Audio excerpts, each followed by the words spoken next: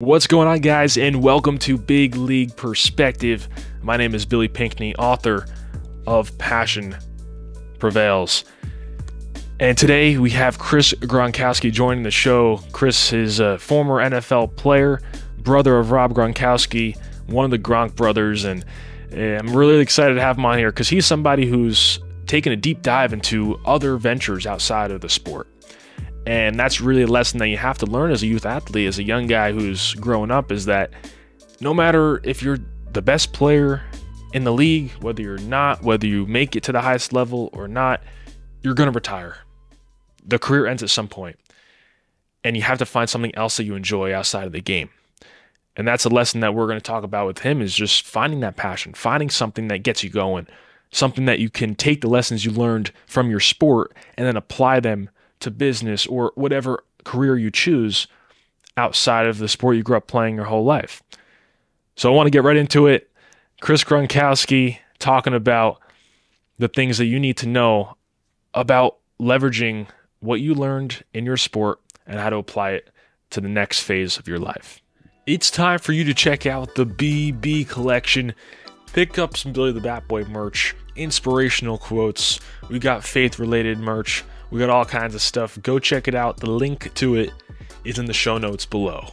We are joined by former NFL player, current entrepreneur, Chris Gronkowski. Man, I appreciate you coming on. Hey, man. Thanks for having me. Absolutely. Well, it's funny. I met your brother, Gordy, a few weeks ago in Tampa, and we were talking about some of the off-field ventures, the things that you guys have been working on since you retired and since your brother Rob retired as well. So, take me through that a little bit and how important it is to have something outside of the game of football, something outside of the passion that you originally had that you've now been able to focus on and dedicate your post-career to. Man, it's huge. I actually wish I thought about it more as I was playing. I was a guy that I knew I wouldn't play forever. I was lucky enough to play a year. I was super pumped when I was lucky enough to get 3 credited seasons and get retirement and pension and everything else that comes with it. But a lot of guys don't have a second plan. They think they're going to play football forever, and unfortunately, it's one injury or just getting cut or one bad play away from never playing again. So it's absolutely huge having something else. I got really lucky. My wife started a business my second year in the NFL.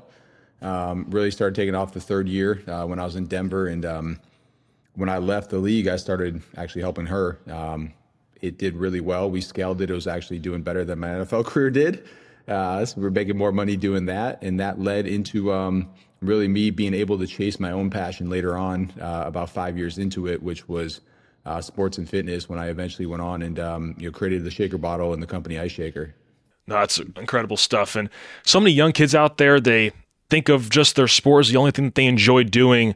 And then ultimately, you have to retire. Whether you're the best of the best, whether you play at the highest level, those guys retire too. And obviously, you experienced that. And what message you have for them who might not be sure what their next step should be after they're done playing? Maybe it's high school, maybe they're in college, and they're just not going to have opportunities to play at the next level. And they're not really sure what step to take when they're about to have to hang up the cleats. Yeah, man, it's tough because you want to be all in too, right? When you're playing, it's hard to think of something else and not go all in on something that's as intense as playing in the NFL. So it's tough. It's tough to think of the other side, but at the same time, it's not going to last forever. So you definitely want to leverage it while you have it too. One of the guys that did this the very best that I played with was Pat McAfee. This guy, during the season, he's on Twitter back then because that was kind of the only social media platform that you can really engage with fans. But he's building an audience on Twitter. In the off season, he was going around and doing comedy shows. I don't know if it was intentional or not, or if he just loved doing it, but he was building a massive following, a massive audience. As a punter, you're not thinking, this guy's going to have a huge following. And, he has now, one of the biggest, but even when he was playing, had a very significant following and very significant influence as a player. So really cool to see. So definitely leverage it while you have it. People really listen and pay attention and want to be a part of anything you're a part of if you're still playing. Once you're done, and no one really cares as much, man. It's really not, you don't have that same pull. So definitely think about it that way when you do have time in the off season. You do have a little bit of extra time instead of just partying going on vacation and just living it up, kind of start thinking about what's next. I went on and I took further educational classes at Harvard. It was something that the NFL offered.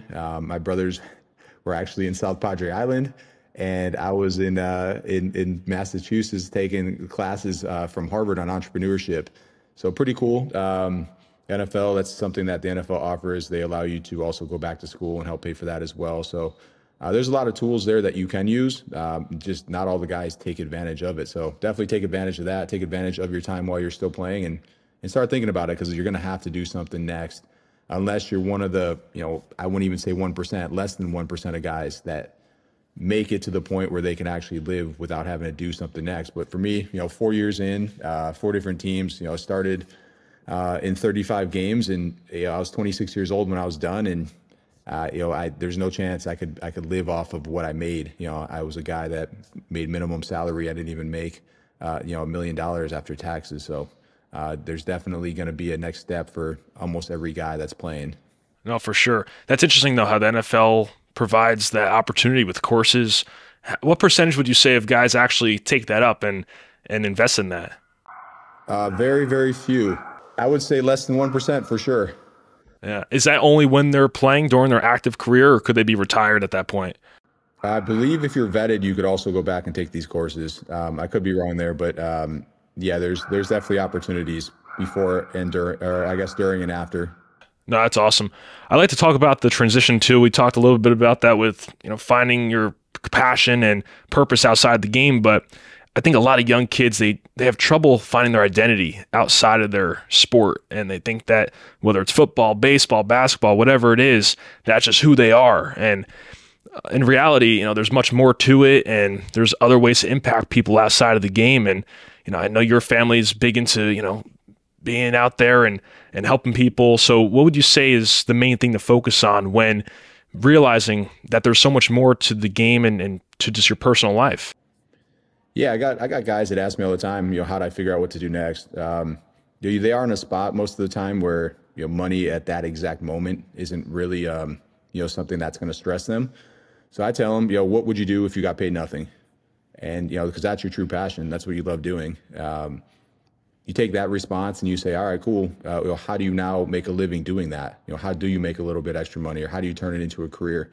I think I'm a good example of it. I love being in the sports and fitness industry. I grew up watching my dad build a fitness equipment company. I used to deliver the equipment for him. But yeah, I grew up playing every sport. I was in the gym, 4 or 5 times a week. And I was sitting there saying, man, I'd love to get back into that. I was working with my wife instead. We were doing personalized gifts. It was making great money, but it wasn't really my passion. So I found a way to leverage that through a shaker bottle. I love being at the gym. I figured out a way to make a great product for the gym, and pretty soon I'm sitting there filming content, full time and making all these videos centered around health and fitness. So that's how I got back into it. Kind of just followed my passion and then found a way to make a living doing it. And one thing that's unique with your family is that you guys always had someone to push each other. You had your brothers to push you and motivate you, keep you going. How important is it to find those people in your circle who can continue to help you improve and say, hey, maybe you should work on this, or just keep you accountable throughout the process? Man, it's huge. You got to compete in everything you do. That's why we became so successful on the field. We pushed ourselves all day, every day, really in everything. I mean, it was the weight room. It was even school, grades. But definitely on the field as well. And it's the same thing after you're done. You got to find that locker room feel again. When you're in the locker room, everyone's there to win. They're there for the right reasons, the same reasons. Everyone's playing as a team. I found really quickly that in business, and once you leave the locker room, it's completely different. A lot of people are there just to collect a paycheck. They're there because they have to be there. They're not there because they're trying to win or they're passionate about it. So I found out really quickly you got to still bring that same mentality and find people like that to bring around you and build it. That's kind of how we built this business was, let's find guys and girls that want to be a part of it, that are passionate about it and want to win each and every day. And that's what's motivate them as a team. That was a huge key piece that I learned from my dad in business, was that instead of individually incentivizing people, find ways to do it as a team, and every single thing changes. I mean, it's the same thing as the locker room. Everyone's there. They're incentivized to win the game.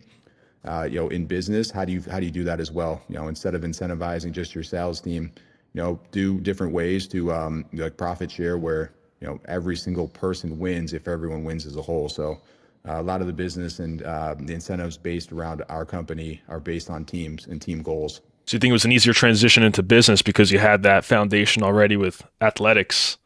It is if you implement it, which I didn't at first. Yeah, that was a lot of learning. That was a lot of questions being asked once it really started taking off.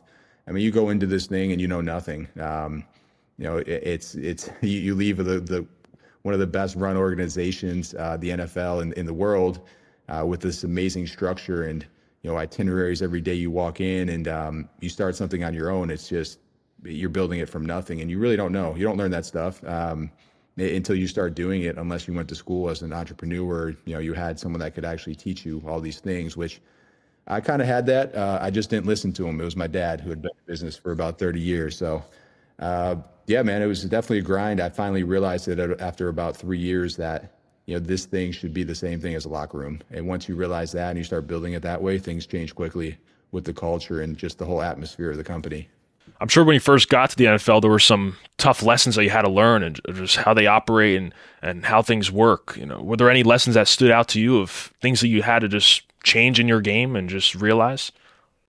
Man, I mean, I knew it was coming, but and it wasn't a problem with me, but just, being late. If you're late, you're fine. If you're late, you might be cut.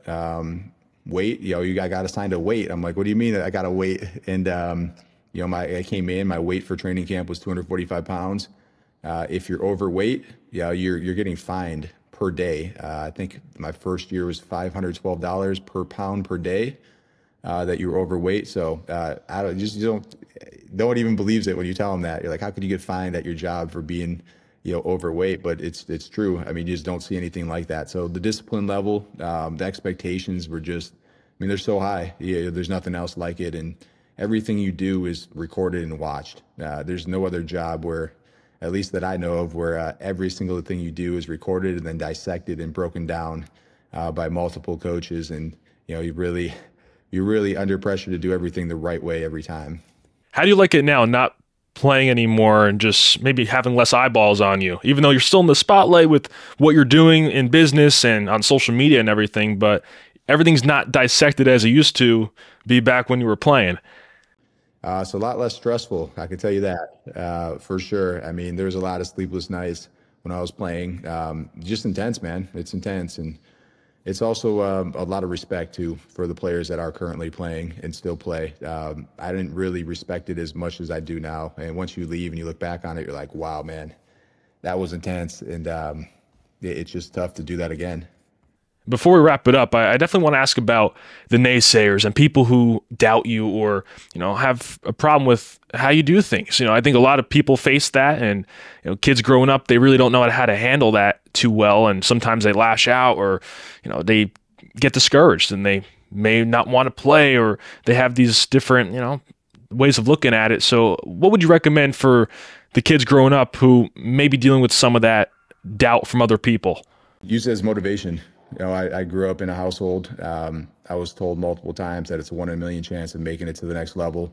I had two brothers that were a lot better than me. So, there's a lot of doubt there, and, just use that as fuel, keep working hard, do the right things each and every day. And really at the end of the day, if you don't make it in sports and athletics, people still notice. People notice guys that work hard, that put it in every single day, and they want to be around them. So, if you continue doing that, even if it's not in athletics, it's in whatever you do, you're going to keep moving up the ranks. You see people like that all the time that, they might be just doing a good job at the local restaurant. And, the business owner that's there eating is going to walk up to them and say, hey, are you looking to do something else? Because they're doing it right. They're doing it the right way with the right attitude. So if you approach everything that way, it doesn't matter if you don't make it to the NFL. Very few people do. Sometimes you might just not be gifted enough, just, God-given. Other times you might get an injury that, you just can't prevent. You might have done everything right and, just the wrong thing happened. So if it doesn't happen for you. There's so many other things that will happen because you did the right thing. So just keep working, man. Just always, every day, get better, put the work in, and the right things, they're going to come your way. Great stuff. Hey, before we wrap up, plug what you're working on right now before we get out of here. Yeah, for sure, man. So, company's called Ice Shaker. I've been doing this 7 years now. Got on Shark Tank over 6 years ago at this point. Over 200 SKUs, anything from a gallon jug, a speaker bottle, down to kids cups. But this is the main bottle. That's the little cool galaxy color that I got here. But it's gonna mix up shakes. Gonna blend up powders. Really, all day, every day. Use as a water bottle, or use it to mix up your favorite drinks, or even put your hot coffee in there. It's gonna keep it hot, but kitchen grade, insulated, patented twist and agitator in it, measurement markings, handle, really just the ultimate bottle for everything. So that's what we do. We customize them as well. We have really cool partnerships, the NFL, really all teams, all leagues, NCAA, MLB, U.S. Army. We just released a Dragon Ball Z edition of the bottles as well. So really cool partnerships that we'll continue to build on as well. Good stuff. Chris, I appreciate it. Thank you for the time, man. Absolutely. Thanks for having me. If you're a high school, college, or youth athlete, you got to check out this book, Passion Prevails, or if you know one, it would make a great gift. This book is a compilation of interviews with professional athletes, mainly baseball players, but you have coaches in here, other professionals who have had decades and decades of experience in the sport. And the main goal is this: to help inform, entertain, and give value, provide value on how to navigate your career while facing adversity, how to deal with those challenges that are inevitable, that you're gonna face throughout your career. And many kids out there don't have the proper instruction and guidance on how to navigate those challenges until they're a little bit older, until they have those experiences themselves and need to learn the hard way. So go check it out. It's filled with gems, great quotes, and messages from some of the best players in the sport of baseball. So I highly recommend it. Go check it out. It's in the show notes below. What a great chat with Chris Gronkowski, man. Honestly, you have to find what you love to do outside the sport. And joining his brothers and his family and creating a family business and the shaker bottles and Gronk Fitness, that's what it's all about, is finding what you love to do. And they've been able to continue doing that. And also the other lessons that you need to take into consideration. You know, he mentioned how you're late, you're going to be paying fines, right? You're overweight as a football player, you're going to be paying fines. Those things that keep you accountable. You know, he had brothers who kept him accountable while playing, and now working together in a family business, the same thing goes. You got to be accountable and take responsibility for what you're doing. So before we wrap up, though, we have to mention the 10 perspective points, the 10 core values of this show. We mentioned how important it is to find your identity outside your sport. And that's huge, because you don't want to take your sport and think that that's who you are. That's what you do. That's your job. That's your profession. But who you are is something much greater. We talk a lot about trusting God and His plan for you. Right? It's so important to remember that there's a greater plan for your life, and you're not always in control 100% of the time. Number 3, prove yourself right, not others wrong. Man, do what you know you're capable of doing. Don't let the outside noise come in and distract you. Don't worry about the naysayers and the opinions of others there. Don't worry about that. Number 4, you were born with a purpose. Allow it to be revealed to you. Like I said before, you have a purpose. You're going to be doing what you need to do, and allow it to be revealed to you. Just let that be revealed to you. Let whatever it is that you're meant to do happen. It'll happen naturally. Maybe it'll come to you when you're meditating or taking a walk or in the shower. It'll come to you what exactly you need to do. You have to seek it, but you can't force it too hard, because then it'll be tough to distinguish whether it's your own thoughts or whether it's not really what you should be doing. It's not an easy thing to do, but just relax and allow that to come to you. Your teammates will remember how you treated them. Be a good person. Be a good teammate. Be the person who you wish you had in your corner. It's crucial. Number 6, learn from others' mistakes as if they were your own. Don't replicate the mistakes of other people, man. You see someone do something, you see they get in trouble for it, you see it doesn't work out well, it leads to destruction. Don't replicate it, man. Don't do the same thing. Learn from that mistake, and then learn from your own mistakes, and then be better because of it. Create your own approach if you want a different result than others. Nothing great happens if you don't have your own approach, if you don't do things your own way, if you don't separate yourself from everybody else. Separate yourself from the crowd. Be independent. Be a leader. Be somebody who's doing things differently than the rest. That's how you get ahead. That's how you make something of yourself and be the best person you can be. Live for each day, not the weekends. Man, each day is a blessing. Each day is an opportunity to get better. You don't want to look at Friday night, Saturday night, and having Sunday off as the prime of your week and the only time that you can enjoy something. No, you want to enjoy every day. Monday's a great opportunity to do great things. Tuesday is an opportunity to do great things. It's not just the 3 days at the end of the week that are the prime opportunity. No, you have each day, all 7 days.